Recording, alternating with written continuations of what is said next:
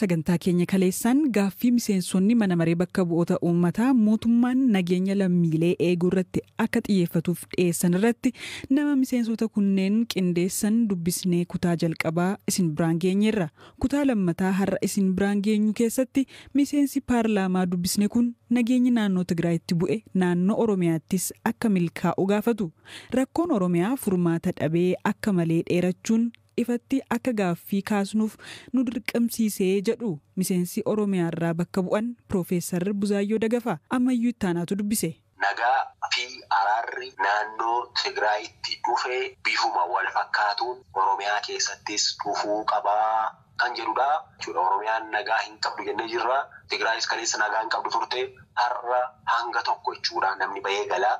Kan hidhatee waliin haa ta'u, kan hidhanne waliin haa ta'u, qaama kana keessatti gahee qabu hunda waliinuu taa'amee mari'atamee maal wayya nagaa uummata keenyaa fi Oromoon akkamittiin nagaan bahee galu qaba jennee yoo mari'anne wanni ulfaataan lafa kanarra hin jiru jechuudha. Kanarraa kaaneetu keessoon keenya waan laafeef keessoon keenya tokkummaan Oromoo waan dhaabbataa deemeef diinni alaa daangaa keenya sarbuun diinni alaa qawwee hidhatee dhufee Oromoo miidhuun caalaa waan nama qaanessu hin jiru jechuudha. Kanaaf Oromoon keessaa nagaaf iyyuu qaba. Oromoon alaa nagaaf iyyuu qaba. Wantoota xixiqqaa irratti wal sakaalaa ooluu, wal jibbaa ooluu barbaachisaa miti. Rakkachuun Oromoo tokko rakkachuu Oromoo biraati. Salphachuun Oromoo tokko salphachuu Oromoo biraati. Daangaa kana immoo kan Oromoo hundaati. Kanaaf haala kanaaf callisuu hin qabnu yaada jedhurraa kaaneetu jechuudha kan nuti ibsa kanaa baafnu. Dheerachuu isaatu boqonnaa nu dhorkee. Kanaaf jennee karaa kanatu wayyaa jennee amanuti. Kanaaf miti kan jedhus immoo haba wajjas. Miti lakkii karaa kanaan hin ta'u karaan jedhe malee kan jedhus immoo gadi bahee ejjennoo isaa ibsuu danda'a. Nuti garuu akka bakka bu'aa uummataatti kan jenne araara akkuma kaabatti araarri bu'e Oromiyaafis nagaan araarri habuu jechaa jirra nuti amma jechuudha. Bakkitti isin uummata bakka buutanii dhuftanis gama lixaati. Uummata dhaxxanii mariisistuu rakkoo uummanni keessa jiru sababa rakkoon kun dhufeef akkamiin hubattu isin akka miseensa paarlaamaa tokkootti? Araara kana qaamoleen hin feene jiru keessumaa finxaalayyiin naannoo Amaaraa araara kana itti hin gammanne hundi isaanii jechuudha. Paarlaamaa keessattis kan isaan dubbatan, bakkoota adda addaattis kan isaan dubbatan, araarri kana hin gammanne isaan kan barbaadan dhaqanii caccabsanii uummata Tigraay jedhamu kana lafarraa balleessanii deebi'uu barbaadu turan jechuudha. Garuu haala kana waan qaamni siyaasaa hubateef ni ga'a jedhamee gamaaf gamanaan araarri bu'e jechuudha. Araarri buusaa hedduu gammanneera jechuudha. Liqimsuuf akkaataan itti deeman kun gaarii miti jechuudha. Biyya kana keessatti namni akkas daangaa dhiibu, naannoon akkas daangaa dhiibu hin jiru. Karaa Beenishaangul ni dhiibu, Oromiyaa karaa hunda ni dhiibu, karaa Affaar ni dhiibu. Lafa waan ni jedhamu jechuudha. Kunoo daangaa Oromiyaa olaaltan karaa 2-3 isaanumatu dhiiba.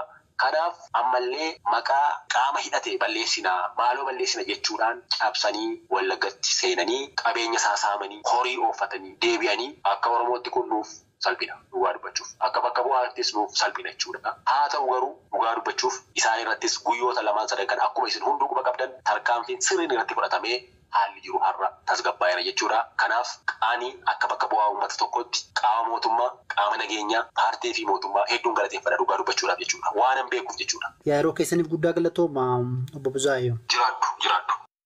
Ministeerri muummee Itoophiyaa Abiy Ahmed ministeera dhimma alaa Ameerikaa Antoonii Bilinkan waliin hojiirra oolmaa waliigaltee nagaa irratti mari'atan. Hamza Hussein. Ministeerri muummee Itoophiyaa Abiy Ahmed kora hooggantoota US Afrikaa irratti hirmaachuuf yeroo ammaa Ameerikaatti argamu. Dhimmoota mari'atan keessaa tokko dhimma waraanni Eritiriyaa Itoophiyaa keessaa bahuu irratti ta'uu dubbii himaan ministeera dhimma alaa Ameerikaa ibsaniiru. Mootummaa fi TPLF waraana waggaa 2 ture nagaan xumuruuf sadaasa darbe waliigaltee irra gahaniiru. Waliigalteen kun hanga yoonaa hammam hojiirra akka oolee fi dhimmoota irratti waliigalaman hunda hojiirra oolchuun Itoophiyaa deebisanii ijaaruu irratti qooda qabu irratti mari'anne jedhan ministeerri dhimma alaa US Anthony Blinken. Ministeerri muummee Abiy gama isaaniin nagaa akka argannu qooda Ameerikaan baateef dinqisiifannaa kiyya ibseera jechuun fuula Tiwiitaraa isaanii irratti ibsaniiru. Waggoota dheeraaf Itoophiyaan Afrikaa keessatti michuu Ameerikaati. Karaatti michummaa keenya daran cimsinu ta'anneera jechuun ibsan. Waraanni kaaba Itoophiyaa karaa nagaan akka xumuramu biyyoota dura aantummaan dhiibbaa uumaa turan keessaa Ameerikaan tokkodha. Humnooti TPLF mariitti akka dhufan kataasisan Ameerikaadha jechuun kana dura qondaalli Itoophiyaa ibsanii turan. Haa ta'u malee aangawoonni Itoophiyaa Ameerikaan TPLFif caalsifate jechuun yeroo waraanaa himataa turan. Ministeerri muummee Abiy Ahmed kora dimokiraasii Ameerikaatti qophaa'e irratti hirmaachuun isaanii hariiroon isaan biyyoota lixaa waliin qaban fooyya'uu agarsiisa ka jedhan jiru. Dubbi himaan ministeera dhimma alaa Ameerikaa Ned Price Blinken tarkaanfii mootummaan gargaarsi namoomaa gara Tigraay akka seenuu fi sochiiwwan tajaajiloota bu'uuraa akka eegalan taasisan jajaniiru jechuun ibsan. Blinken waliigalteen nagaa atattamaan akka raawwatuu fi qorattoonni mirga namoomaa idil addunyaa keewwan walitti bu'iinsi ture akka seenanii qoratan gaafachuu isaaniis ibsaniiru. Hoggantoonni lamaan waraanni Eritiriyaa hundi Itoophiyaa gadhiisanii akka bahan irratti mari'achuus Piraayis ibsaniiru. Akka waliigaltee nagaa Afrikaa kibbaa Piriitooriyaatti humnoonni TPLF meeshaa hiikkachuunii fi humnoonni alaa naannoo Tigraay gadhiisuun ergaa takkaa raawwatama. Waliigaltee nagaa mootummaan Itoophiyaa fi humnooti TPLF walii mallatteessan keessatti maqaan Eritiriyaa ifatti hin ibsamne. Humnoonni Tigraay loltuu isaanii keessaa %65 lafa adda waraanaarraa fageessuu ibsaniiru. Waraanni Eertiraa garuu bahuu isaa irratti ragaan agarsiisu hin jiru. Dhimmi kun saffisaan akka furamuu fi badiiwwanis raawwatamaa jiru jechuun humnoonni TPLF ni ibsu. Gama Eertiraan dhimma kanarratti wanti ifatti dubbatame hin jiru. Odeessa aanuun Feesbuukiin Itoophiyaatti hokkora kakaasuun beenyaa birrii biliyoona 100 ol akka kaffalu himatame. Himanni Feesbuukii irratti dhiyaate yeroo wal waraansi Itoophiyaa keessa ture algooriizimiin Feesbuukii jeequmsii fi haasaan jibbinsaa akka babal'atu gargaareera kan jedhudha. Hamza Hussein. Abrahaam Marag abbaan isaa barsiisaa akka turanii fi Feesbuuk irratti haleellaa fi doorsifni erga irra gaheen booda ajjeefaman warreen himata banan keessaa isa tokkodha.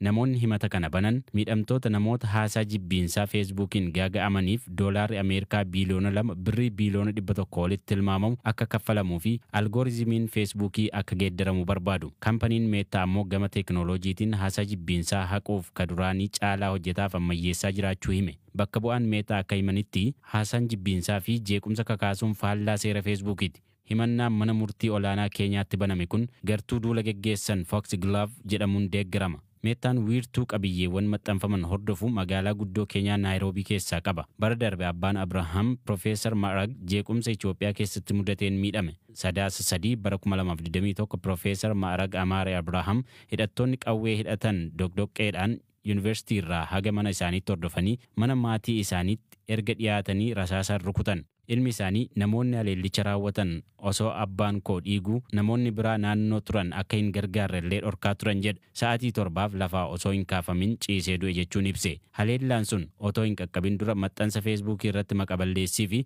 odeeffannoon waa'ee isaa maxxanfamaa ture jedha Abrahaam. Maxxansi sun akka Feesbuukii irraa ka'uuf irra deddeebiin gabaasan illee maxxansichi erga abbaan isaa ajjeefame booda haqame. Akkasumallee maxxansi biraa dhaabbatichi haquun ture haga muddee 8 bara 2022tti onlaayinii irra ture. Feesbuuk haasaa jibbiinsaa tamsaasuu osoo dhaabee fi waan maxxanfamus sirnaan hordofee abbaan koo amma yoonaatti lubbuun ni jiraata ture jedhe ilmi abbaan jalaa ajjeefame kun. Akka keenyatti maatiin biroo dararamuu akka hin qabne mirkaneeffachuun barbaada. Meetaan dhuunfaan dhiifama akka gaafatuun barbaade jedhe. Feesbuuk haasaa jibbiinsaa fi jeequmsa kakaasuu jajjabeessa jechuun mana murtiitti himateera. Warreen qabiyyee Feesbuuk Afrikaatti hordofan gahaa miti jechuun warri maxxansa afaan Oromoo, Amaaraa fi Tigree to'atan muraasa jechuun himate. Meetaan gama isaan BBC'tti akka jechuun hime. Qabiyyeewwan qajeelfama cabsan to'achuu irratti dandeettii qabnu caalaatti cimsachuuf hojjettoota naannichaa beekumsa qabanii fi ogeeyyii afaan naannichatti bal'inaan dubbataman kanneen akka afaan Amaaraa, afaan Oromoo, Somaalee fi Tigree beekan qacarra jechuun ibse.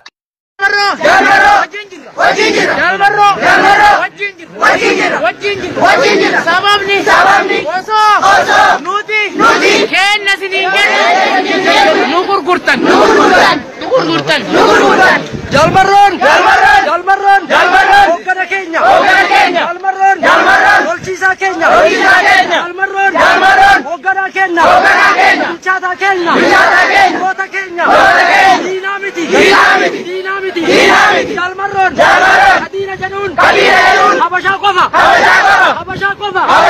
Jalmarron sanyii nadiiti guddisa laggasaati guddisa nadiiti guddisa guutamaa hawaasa kanaafuu goota keenya cinaa dhaabbanna woboon gaachana keenya woboon loltuu keenya woboon gaaddisa keenya isa jalatti buqanna isa jalatti aduudheenna isa jalatti roobadheenna Jalmarron walli cidheengee